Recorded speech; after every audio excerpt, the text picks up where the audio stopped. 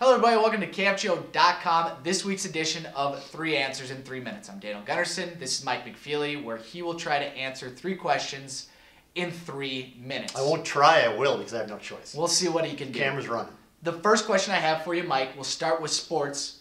Who wins the Super Bowl? Go. The New England Patriots, because Bill Belichick is the best cheater in the game. At least the best cheater we know about, right? I mean, yeah. Bill Belichick has a way of doing things to get inside people's heads and all those things. I like the way that the Patriots prepare for big games. I like Tom Brady, even though my wife and kid hate Tom Brady with a passion. Have I told this story? Yes, I think I have. Michelle and Emma, they cheer. They cheer against Tom Brady. They hate him as bad as they hate the Packers because they say that Tom Brady's the perfect quarterback and the perfect man. Oh, he with is. Giselle Bundchen. I go, wouldn't mind being Tom Brady. Nope. Because he's going to win the Super Bowl on Sunday. I like that Belichick can always seems to get the most out of his players, yada, yada, yada. I'll take the Patriots by 10. Okay, perfect. That was the first one. Second question. That was only 45 seconds. That's pretty good. We'll go North Dakota legislature.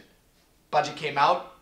North Dakota feels that there's going to be a $4 billion shortfall because of the oil revenue. In oil revenues, yeah. They're not. Should North Dakotans be worried about this?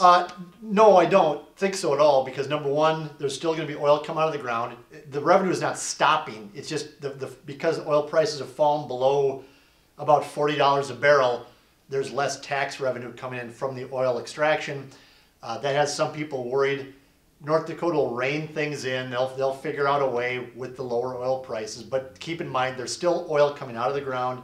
There's still revenue coming in. There's still billions in the bank that's going unspent in North Dakota. So they'll be okay.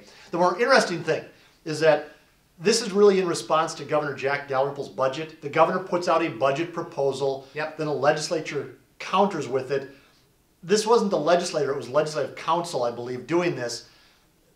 To me, it's a response to the governor saying, you're spending too much money. We don't like your budget. You're spending way too much money, so here's this to you, and we're going to have a fight between us and you because we don't like the way you're spending money like a drunken sailor.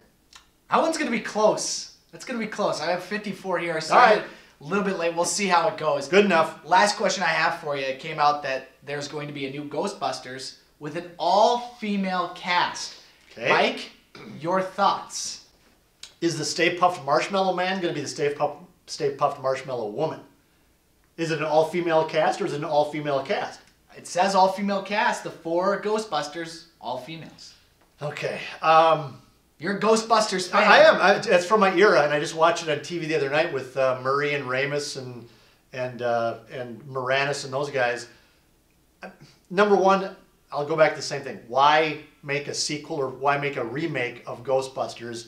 It was a good comedy in the 1980s, but is Hollywood that defunct of new ideas that they can't come up with something else? The second part, I don't get the all-female cast. I don't know what's the hook. I haven't seen what is it just because it's new. Something different. I have nothing against females. Love them. Married to one. But to me, it does nothing for me. It just does not. It just why? Are they going to do a new Caddyshack now with all females? Are they going to do a new Police Academy with all these cheesy 80s movies, and they got to remake them because they're just bankrupt of new ideas in Hollywood? That seems to be the case. You went over on that one, but I was under in the first two. There's a lot of passion behind his love for Ghostbusters. Not really. And 80s movies. I have a bigger problem with Hollywood just being completely. What are they doing all day out there?